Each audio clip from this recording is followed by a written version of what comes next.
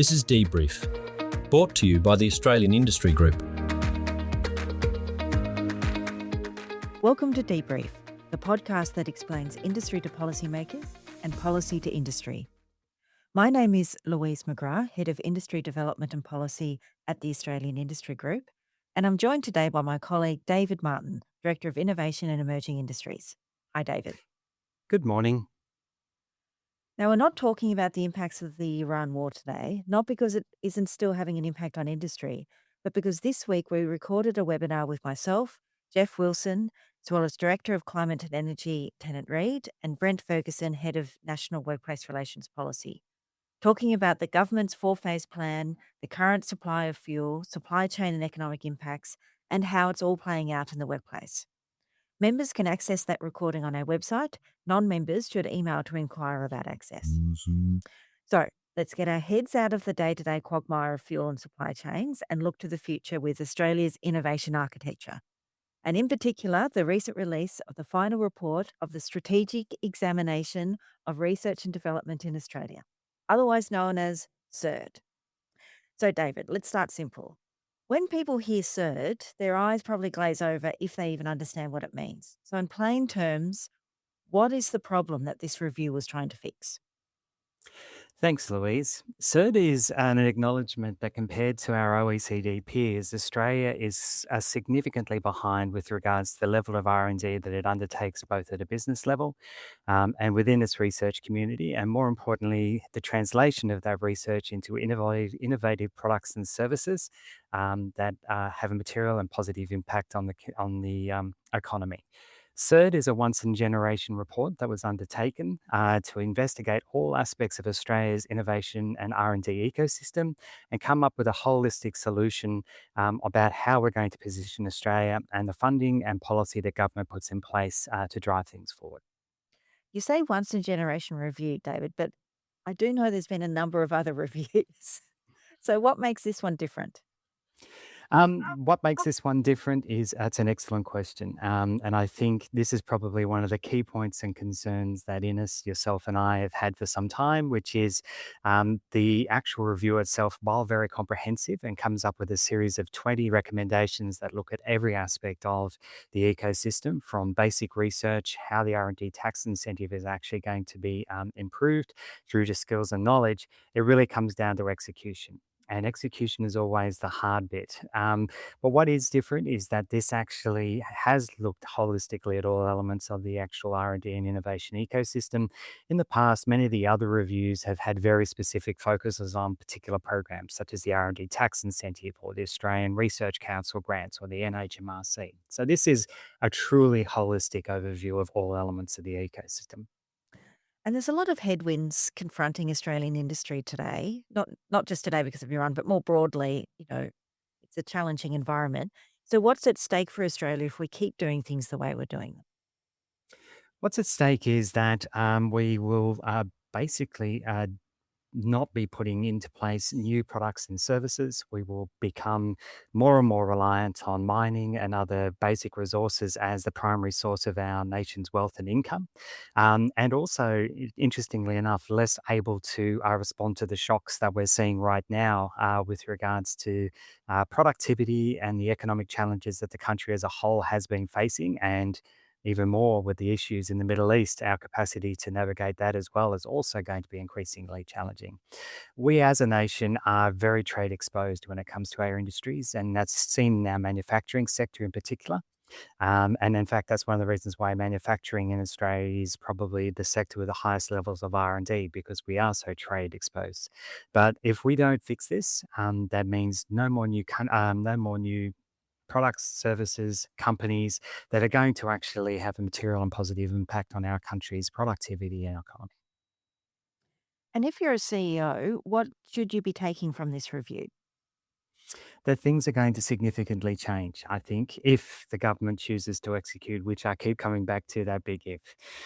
There are quite significant changes recommended as part of the actual report. So if you're familiar with many government assistance programs, and such as the CRC or Cooperative Research Centres program or the Industry Growth Program, and some of the others. One of the recommendations, for example, is the consolidation of 150 government programs across a wide number of departments at the federal level into 16 smaller super CRCs, if they want to call them, which are meant to look after key challenges that will sit under priority sectors moving forward. So if you're familiar with the innovation ecosystem, there will be quite some substantial changes coming towards you. And more importantly, for one, if you're a person who is an innovative company and hasn't actually engaged with government support, the R&D tax incentive, for example, might be so administratively concerning to you that you haven't used it. One of the key hopes out of the recommendations is that things will become more easy to access and will become more easy to utilize in actually driving new product and service development. So from if you're an existing CEO and you know what's going on, there is going to be a lot of change. If you're one that's never really engaged before, hopefully things will get easier for you to do your job and come up with these new products and services. The other big personality or person to think about in this whole system is the minister. So Minister Ayres is the current one in the hot seat.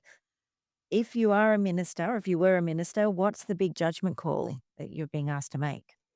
I think one of the key things that we all acknowledge, and this has been shared in other podcasts and and some of our excellent submissions that we've put in recently, one around productivity, is that the budget is not a magic pudding. And you just can't keep making claims on it and expecting it to spend over time. So ministers, and it is Industry Minister Ayres who will be driving this, but this actually touches on a whole range of other government departments as well too. Education, agriculture, energy, all who have their own granting programs in this space. But one of the key things is that you're going to have to make decisions about where the money gets spent because it's highly unlikely the Treasury and the way things are with the economy, especially what's happened in the last 3 weeks, there's going to be new funding accessible.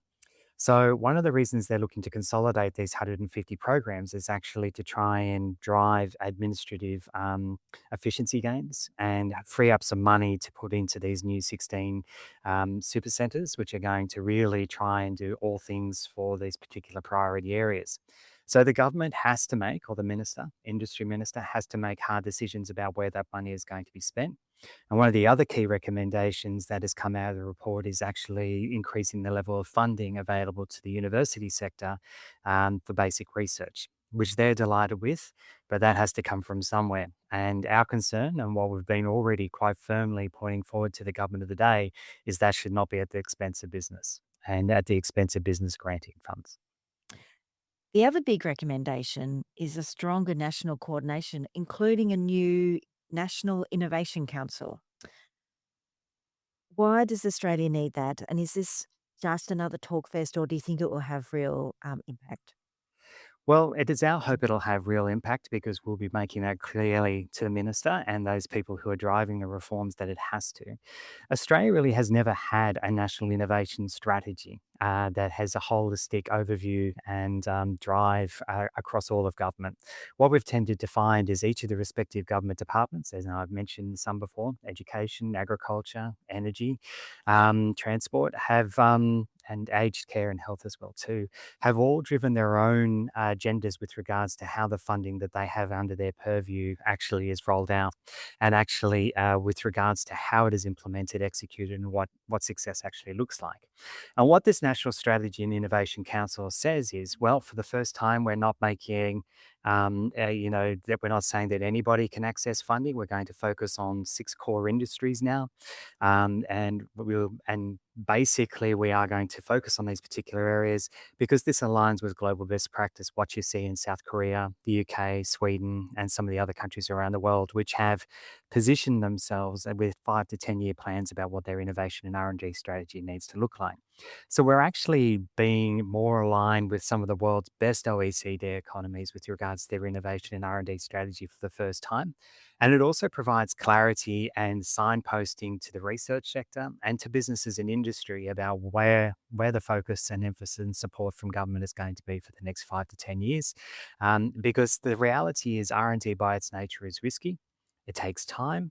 And one of the other key things that came up as part of the review, and one of the frustrations of our members as part of the review, is with changes in governments, with programs, they don't actually spend enough time hanging around quite often to actually go through the full R&D cycle, from the idea to the R&D to full commercialization and translation. So having a National Innovation Council and this long-term 10-year strategy actually provide a measure of certainty, which I have to say is in an increasingly uncertain world, to business and everyone else about where they need to spend their R&D dollars. Strategy sounds like a great idea, and especially when we have constrained resources, it makes sense to have focus and not and just accept the fact that we can't do everything all the time. But there will be others who hear that and think, well, am I in that strategy? And why should I miss out? I also innovate and I also, have things to contribute to the world. How do we navigate, the fact that by picking winners, others will miss out? So the first thing that I would say is, if this is of concern to you, please reach out to me or any of your membership people within Australian Industry Group, because we'd love to hear from you about how this is going to materially impact on you. So while this plan is in place, the execution and how it's going to be rolled out is still up for discussion, and that's actually in the process we're looking for. Ayers at the Press Club last week actually said that he is going to sit on this for a while and think about it, and implementation and execution is actually going to be over multiple budget cycles and even election cycles. So this is going to take a while. So not only will you be able to provide input into that process to us, and then we'll push that up to where it needs to go, you'll have time to position your organization. This is not going to hopefully occur overnight moving forward. So that's the first couple of things that I'll actually say about that. The second thing is, there are going to be some programs that are not captured under the 150 granting programs that are going to be brought into this 16. And the R&D tax incentive is still going to be there. The Australian Research Council grants and some of the others, which have been the core pillars of R&D in Australia, will still be there. So you should still be able to access those for most people. So they will be still there. But yes, this is not going to happen overnight. You will have time to pivot, adapt, and most importantly, provide us insight and input to allow us to advocate on your behalf. And I suppose that leads to the next thing. When we talk about consolidation, of course, people will worry about their favorite program disappearing. Do you have a couple of favorites that you really hope remain protected? Or do you I've think that actually everything should be on the board? I actually think everything should be on the board. I know everyone will be a little shocked by that. And the reason being is, I think what happens over time is government programs, and many evolve over time, even though they may have different names, are very much like ships at sea, since we'll use that analogy in view of what's happening around the world.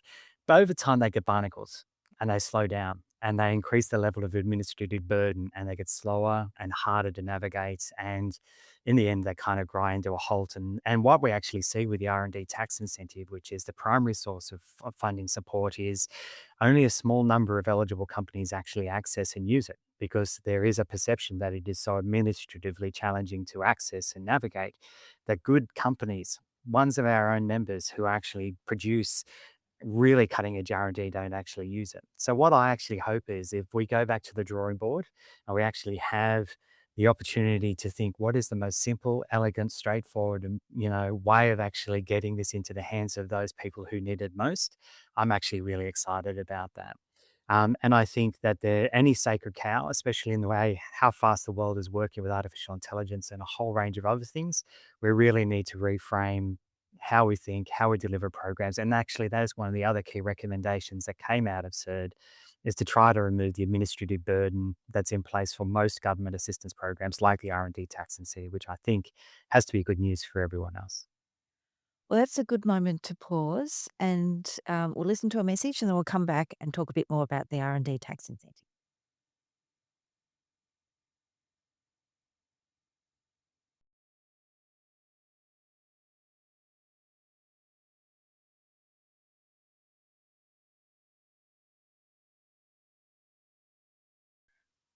And welcome back. You're listening to DBrief, the podcast that explains industry to policymakers and policy to industry. And we're talking with David Martin, Director of Innovation and Emerging Industries, about SERD, the Strategic Examination to R&D. So, David, Just before the break, we talked about how there's a lot of consolidation and perhaps some changes to the R&D tax incentive. What's from your perspective, what's the biggest thing that's not doing well? And then we'll talk a bit about what the recommendation from the report is. So I think the biggest thing that the R&D tax incentive doesn't do well is actually clearly articulate to those who could use it on how to actually access it. There is a strong perception out there that the only way you can actually access the R&D tax incentive is through consultants and people who can help you navigate it. Because it is actually administered by two separate departments with two very different cultural differences, Department of Industry, which is trying to have R&D and be innovative, and the Australian Taxation Office, who's obviously trying to protect revenue and make certain it doesn't go out the door when it shouldn't. There is a strong belief and concern out there by many in the business community that it is an extremely risky program to access, and that it can only safely be done so through a consulting firm. So I think, and what we can actually tell is that a significant number of companies, very high number of companies which are actually eligible to receive it, actually don't apply. And that's a real shame because it's an entitlement program. If you do the R&D, you are entitled to claim it. And for companies that are under a certain threshold limit, that means you get cash back in hand. And for those who are a little bit bigger, you get a credit.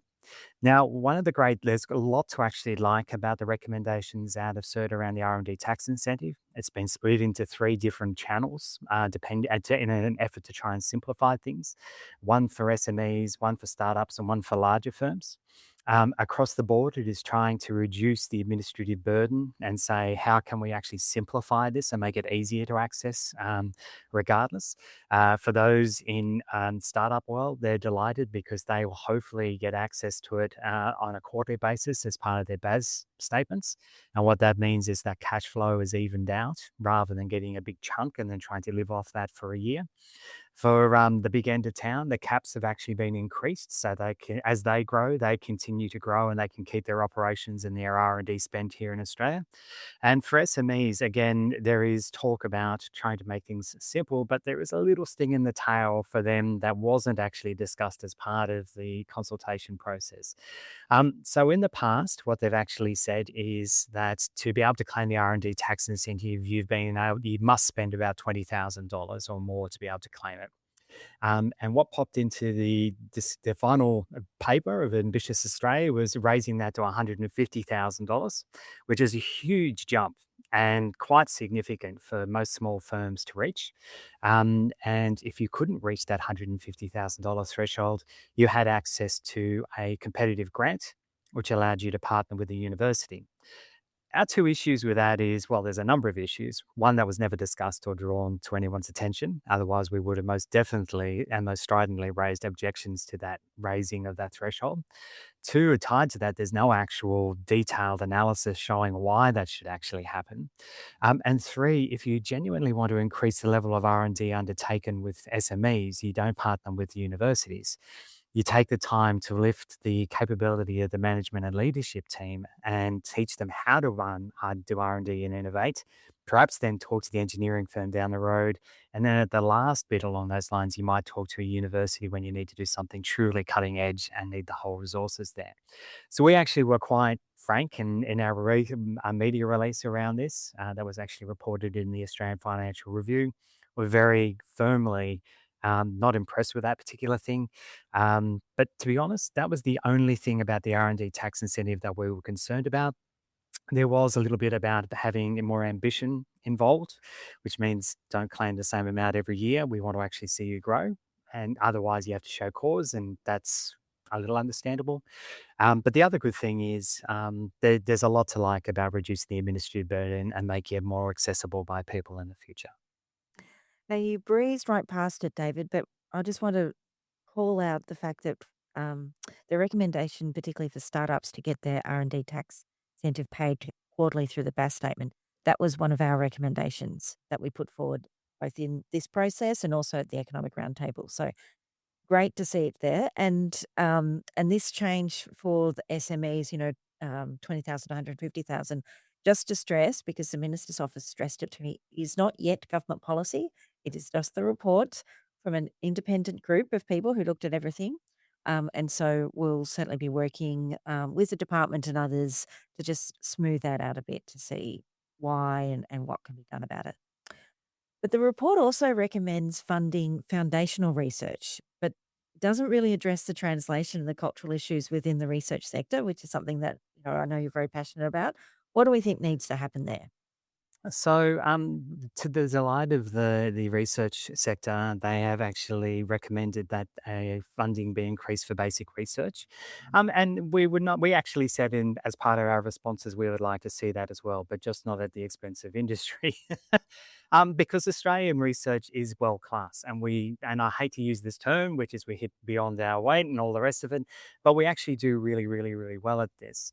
But one of the core things that we brought up, and most of our recommendations around this place, is something really has to be done about the translation of university research. And this is for two key reasons. The first is the I keep bringing up the magic pudding, but funding for the research sector can't continually increase forever, no matter how important that might be.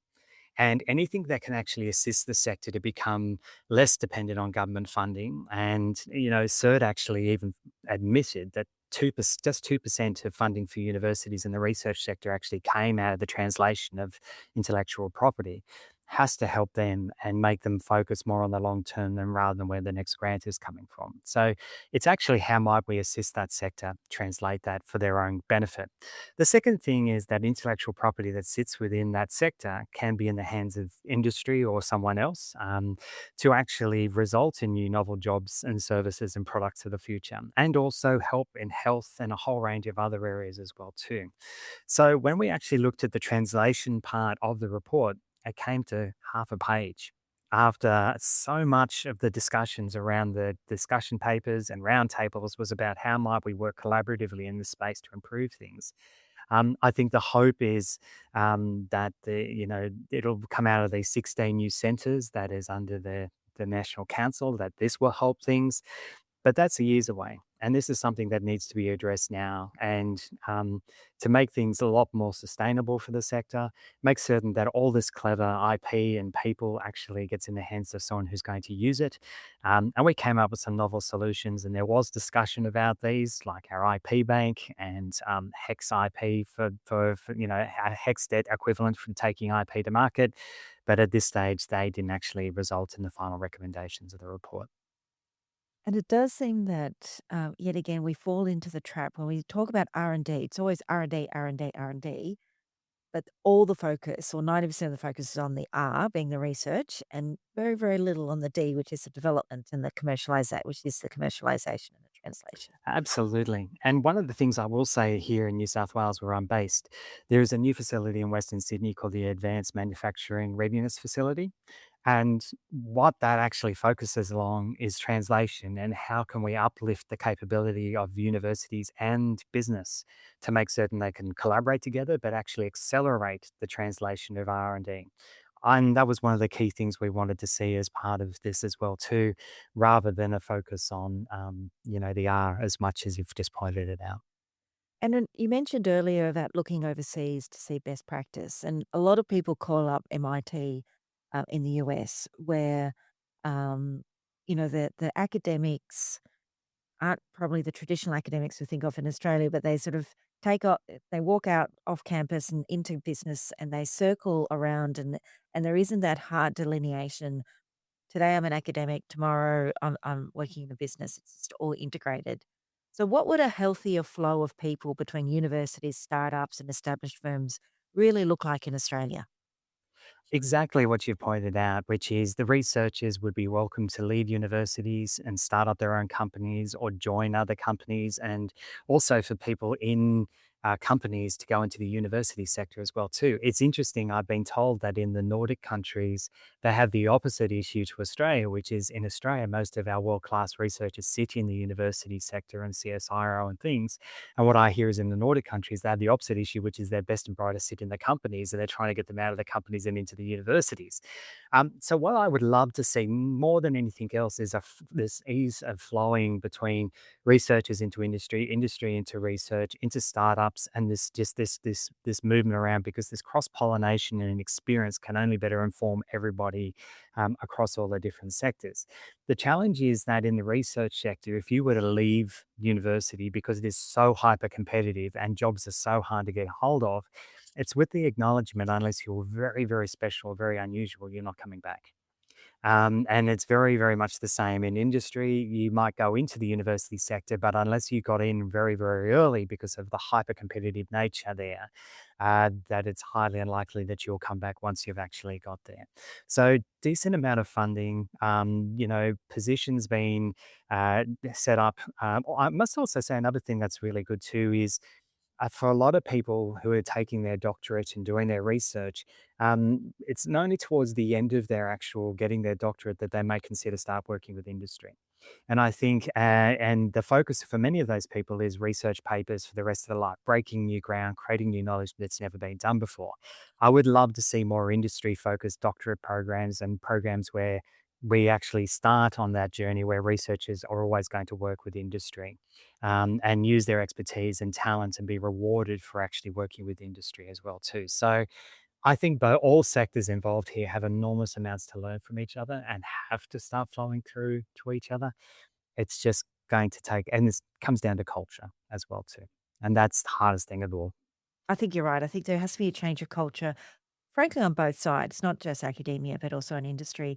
Shami Francis from InfraBuild, who spoke on one of our previous podcasts around his AI projects, he's been doing a lot of research with Monash. And he said when he first started, no one knew who InfraBuild was, even though it's 150 years old. It's had different names. He couldn't really recruit anyone. But since working more closely with Monash, particularly on these AI projects, now all the students know exactly who he is and who the company is. They're all keen to work and they're all keen to work on the different projects. So I think it does take even legacy companies that being proactive and engaging with the university sector on practical projects that a lot of people can get things out of that suits their careers. Absolutely. Now we've got last few minutes, and this is a very big report, so we might just have a bit of a lightning round. So try no jargon and just quick answers. So, what one reform that matters most more than people realize? So, what Australia does better than anything else in the world is we actually have something called the NCRIS program, and it's focused on national research infrastructure. And that's things from the synchrotron, which we have down in Melbourne, to networks of nanofabrication facilities and a whole range of things that are actually open to industry. And that has actually received a recommended funding and further support around the world. It is the envy of the world, and our researchers love it. But I'd love industry to actually go and learn more about it and use it before they start doing big capital purchases. So that's actually one thing, one of the reforms and recommendations I think we should be really happy about. And what's the one thing that industry always asks for that won't really fix the problem? Increased money. I know that may seem shocking, because no one's unhappy when there's more grant funding available. But if you can't access it because it's so administratively troublesome and the return on your investment is so hard, like having to put a person on to do the reporting requirements, then, asking for more money is not going to be actually worth anyone's while unless you actually fix the bureaucracy and administrative burden elements. And what's one myth about R&D policy you'd love to retire? That more money in the R results in more coming out the D. If we give more money to research, we have more commercialization and translation. And I saw it again and again during this process. And that's so not true. All right, David, I think we better finish up there. But thank you very much. And for those listening, we'll have in the show notes links to our submissions because we've done several as part of this process, our submissions into the cert process, as well as a link to the final report. Any last words, David? If you are interested in this, and because this is going to be an ongoing process now, we're up to implementation, please reach out to me. I would really love to hear from you. Our members do really clever, amazing things, and I'd love to hear more from you and promote that and brought to the attention of those who are going to be executing on this what really needs to happen and what needs to be done. So please reach out to me. Thanks, David. And for those who are wanting to reach out to myself or to David or to anyone in the team, industry.policy@australianindustrygroup.com.au is the email address. If you found this podcast by clicking on a link on LinkedIn or on the website, you can subscribe to it on your usual platforms. And as always, we appreciate any sharing or reviews that you'd like to provide to help others to find our podcast. Thank you very much. And I think probably in 2 weeks' time, we'll come back talking more about Iran. Thanks very much.